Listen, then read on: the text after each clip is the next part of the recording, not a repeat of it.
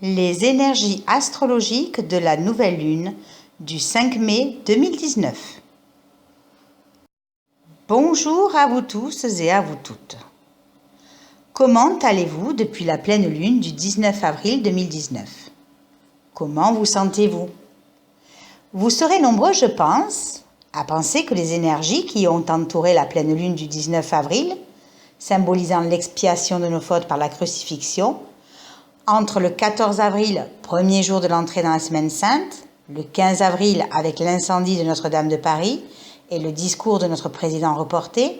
et enfin le 21 avril avec la célébration de Pâques, symbolisant la résurrection de Jésus à l'image de notre propre résurrection, en a secoué plus d'un. Nous avons dû composer avec ce brassage énergétique et médiatique dans des vies qui, pour la plupart, sont en plein chamboulement, prise de conscience, revirement, transformation, voire en pleine destruction, avec à la clé d'éventuelles et potentielles renaissances et libérations. Heureusement que le message de cette pleine lune du 19 avril qui faisait suite à l'entrée finalement du soleil dans le signe du Bélier, lors de la pleine lune du 21 mars et qui nous demandait de trouver le ton juste entre affirmer notre individualité avec le Bélier et coopérer avec les autres dans un juste équilibre avec la Balance, a été entendu par un grand nombre. Parce que ce n'est pas ce que nous avons vu lors de l'incendie de Notre-Dame, où chacun a pu s'exprimer au travers de sa propre vision, engendrant pour certains de l'agressivité si la vision était différente de la leur. Nous sommes actuellement rentrés dans une phase d'intériorisation, de redéfinition de soi, redéfinition de notre rôle et de notre place sociale, de nos diverses structures familiales, relationnelles ou professionnelles, de remise en question, d'épuration, de transformation et de régénération avec la rétrogradation de Pluton qui a commencé le 24 avril jusqu'au 4 octobre 2019. Suivi par la rétrogradation de Saturne le 30 avril jusqu'au 18 septembre 2019, sans oublier Jupiter qui est déjà en phase rétrograde depuis le 10 avril et ce jusqu'au 11 août 2019. C'est pour dire que nos vies sont non seulement pas mal secouées, soit par les expériences qui s'offrent à nous, qui sont peut-être pour la plupart difficiles ou bloquées, soit par nos réflexions, nos conscientisations, et en même temps, mis aussi en stand-by afin d'affronter nos démons intérieurs à l'image de ce que l'on vit extérieurement. Bien sûr, ce n'est pas 4 mois de remise en question ou de constatation intense. Le plus gros de l'influence, normalement, se situe au début et à la fin de la rétrogradation. Entre, on essaye de composer avec ce qui nous a été montré et que l'on doit faire évoluer. Pour l'heure et en plus de toutes ces énergies, la nouvelle lune se fera pour ce 5 mai 2019 dans le deuxième décan du signe des Taureaux, qui est un décan qui est maîtrisé par la lune et qui nous demande donc de nous ouvrir et de développer encore plus notre intuition et notre inspiration. C'est le décan de la réceptivité. Cette lune en Taureau est exaltée, c'est-à-dire que son influence est intense,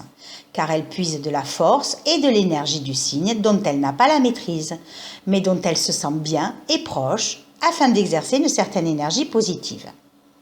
Ainsi ici, bien que le signe du Taureau soit un signe concret, tous les sens peuvent être exaltés, dégageant une certaine sensibilité, douceur, plaisir de vivre, une envie de vivre dans la chaleur et le confort de son foyer, en sécurité et entouré des gens aimés, attaché au patrimoine, à la famille, à son pays, à sa culture. Ici, ce sont les valeurs de terre qui sont mises en avant, donc tout ce qui concerne le travail, le labeur, la persévérance, la prudence, tout ce qui est de l'ordre de la production, de la construction, de la stabilité et de la concrétisation. Mais il y a aussi une sorte d'entêtement avec cette lune en Taureau, parce que les idées sont déjà arrêtées et qu'il est impossible d'ouvrir une autre perspective tant le voile obscurcit la conscience. Nous avons donc dans les domaines où Soleil et Lune transitent dans chaque thème, bien souvent des idées fixes, des principes et des convictions qu'il nous est bien difficile de nous faire changer, tant nous sommes convaincus de leur véracité et de nos bons droits. Cependant,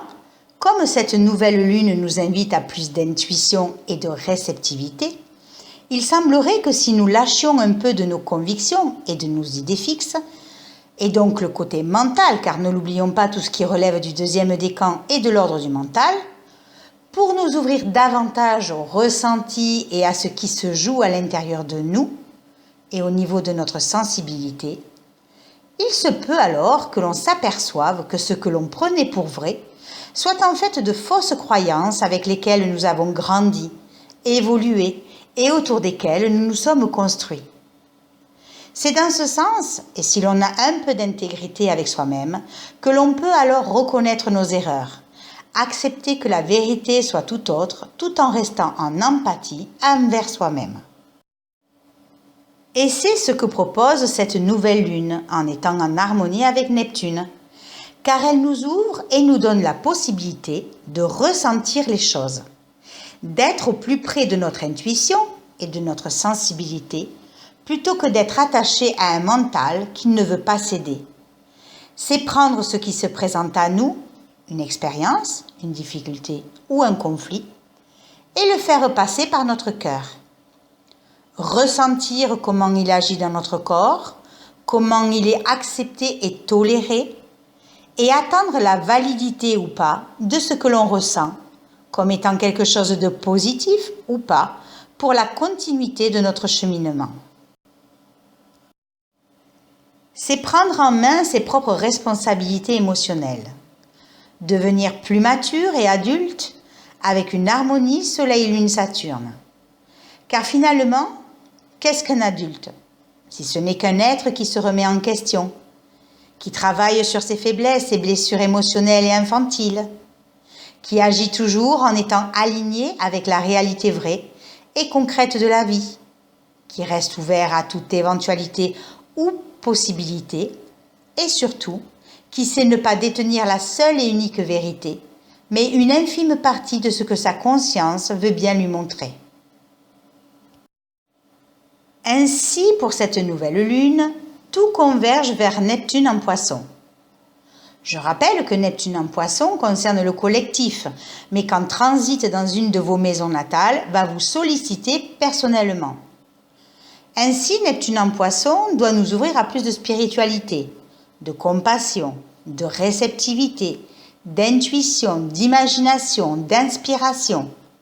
d'idéal transcendant, de don de soi, d'universalité, mais peut aussi nous maintenir dans l'illusion, la fuite en avant, la dépression, le charlatanisme, les drogues, les raz-de-marée. C'est un condensé d'émotions humaines dont l'évolution semble quelque peu contrariée par un T carré Mars, Jupiter, Neptune qui nous invite donc au dépassement de soi. Un dépassement de soi non seulement collectif, mais aussi individuel, qui se traduit par des tensions qui pourraient bien nous amener à vouloir tout bouger et tout changer pour sortir de cette situation. Pour essayer de faire évoluer cette situation bloquante, qui a commencé à se former le 22 avril et qui, 3 jours après, interagit avec le discours de notre chef d'État à 18h et qui devrait se débloquer le 10 mai 2019, nous renvoie à nos désirs et à nos débordements émotionnels avec Mars ainsi qu'à nos désillusions avec Jupiter. En effet, avec Mars en Gémeaux et en signe d'air,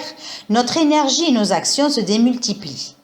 Nous pouvons faire face et front à plusieurs choses à la fois, nous pouvons commencer beaucoup de choses mais pas forcément les finir car il y a une sorte de mise en surface qui fait que notre conscience est déjà sollicitée ailleurs lorsque d'autres demandent plus d'approfondissement. De ce fait, en tension avec Neptune, Mars, dont notre intellectuel est en ébullition, peut nous conduire à des erreurs d'appréciation, car bien souvent, On veut juger très vite sans prendre le temps de poser les choses. Ce qui n'est pas évident, me diriez-vous, avec un Mars en signe d'air. Neptune est aussi en tension avec Jupiter, ce qui suggère que notre optimisme en une vie meilleure et différente peut être tellement empli de rêves ou d'idéal que cela suffit pour brouiller les pistes et jeter un voile d'illusion, nous faisant mal percevoir la réalité des choses. Comme s'il y avait tromperie, comme si on voulait détourner les actes par des voies pas toujours très claires. En même temps, Jupiter, qui représente la loi, la justice, notre chef d'État, nous a fait un pied de nez en essayant de nous jeter de la poudre aux yeux, tout en essayant de poser des actions floues, diverses et variées, mais non approfondies, avec une dissonance à Mars et à Neptune. Le mystère règne, cela permet de tenir les consciences en haleine, mais pas trop, pour qu'elles ne se réveillent pas trop. D'ailleurs, si on fait un tout petit aparté sur ce fameux jeudi 25 avril à 18h, jour de l'allocution de notre chef d'État, la Lune, qui représente le peuple, était prise en sandwich entre Saturne, qui représente l'autorité, l'ordre, la loi et le père, Pluton, qui représente les bas instincts, l'inconscient, tout ce qui est caché, enfoui, primaire et karmique, ainsi que la destruction en vue d'une reconstruction, et le nœud sud, qui est l'influence passée, karmique et collective. De ce fait, c'est tout notre émotionnel et nos conditionnements affectifs qui sont ici touchés, réveillant une forme d'insécurité et une forme d'impopularité pour notre chef d'État, des responsabilités passées mal assumées, d'instincts refoulés qui demandent à être transformés avec la conjonction du nœud sud à la Lune, Saturne et Pluton. Son but, à notre chef d'État, étant de reconquérir la confiance du peuple français, représenté par la Lune, par le biais d'actions concrètes, en conjonction à Saturne, et diverses qu'il faut mettre en place en aspect de biquintile à Mars, dans le but de transformer et de régénérer nos diverses structures, conjoints à Pluton, afin d'influencer le peuple vers un idéal plus acceptable en aspect à Neptune. Quant aux Gilets jaunes, ils se sont rendus compte qu'il n'y avait rien de concret. Le T carré pointé vers Neptune, qui parle de désillusion, est vraiment le sentiment qui a pu circuler parmi eux. Ainsi, puisque Neptune est la planète au centre de ce T carré, qui parle de tromperie et d'illusion, elle va venir concentrer toute la puissance en elle. Et comme elle est dans son signe de maîtrise, et donc en Poisson, l'énergie est amplifiée, mais surtout en analogie avec la maison 12, dernier signe du cycle, qui nous invite à faire un bilan de tout ce qui s'est passé depuis un certain temps. C'est donc finalement une intériorisation qui nous est donnée de faire à chacun personnellement et dans les domaines où ce T carré transite dans chaque thème, afin de changer et d'évoluer personnellement pour changer et évoluer collectivement.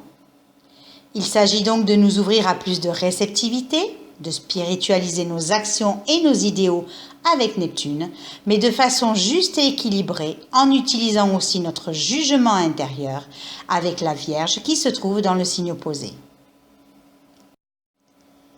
Ce qui nous permettra finalement d'envisager un idéal collectif en vue de sa réalisation sur du long terme avec un sextile Saturne-Neptune. Idéal qu'il ne faut pas avoir peur de transformer, car nous avons la capacité de changer les choses avec un sextile Neptune-Pluton. Mais pour cela, tant que les esprits resteront centrés sur leur nombril, que chacun agira à sa guise, que la cohérence du groupe sera une cohérence distorsionnée parce que trop d'égos sont encore disparates, nous pourrions vivre encore des tensions ou des épreuves au niveau de nos attachements et de nos convictions avec Uranus en Taureau. Il nous faut donc compter sur une Vénus en Bélier qui agit par passion et déterminisme et qui nous donne la force d'agir avec Mars. Peut-être aussi avec enthousiasme et égalité avec Jupiter, pour contrecarrer certaines frustrations et insatisfactions avec Saturne, afin de détruire ce qui nous fait souffrir avec Pluton, tout en essayant de convaincre avec Mercure. Vénus est au carré d'une nord et d'une sud, montrant bien que nos désirs sont contrariés, mais que c'est en nous-mêmes que nous devons trouver notre bien-être, en élevant notre conception du beau, du bien et du bon, quête de notre paix intérieure.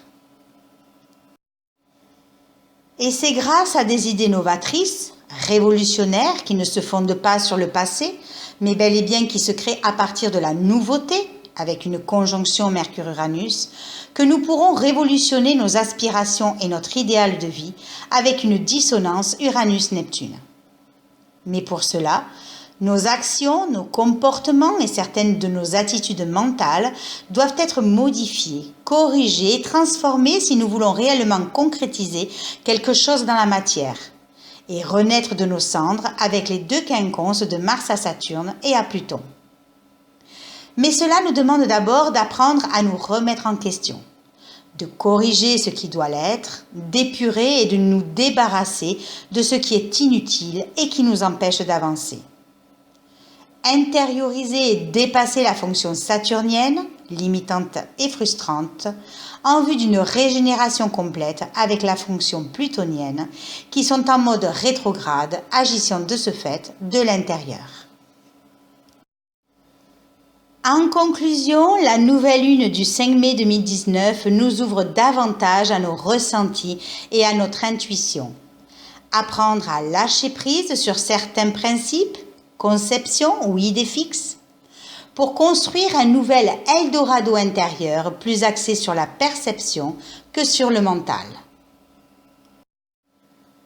Je vous souhaite à tous et à toutes une très bonne nouvelle lune,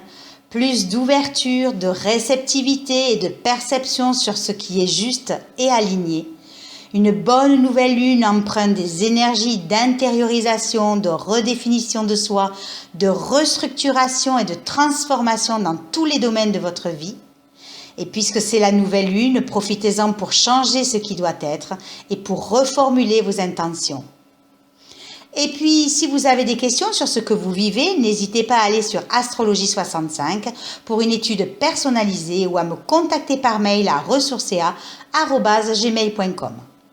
N'oubliez pas non plus d'aller sur le site de ressourcea.net. Vous y trouverez de nombreuses formations à des prix tout à fait abordables, ainsi qu'une boutique encore plus fournie.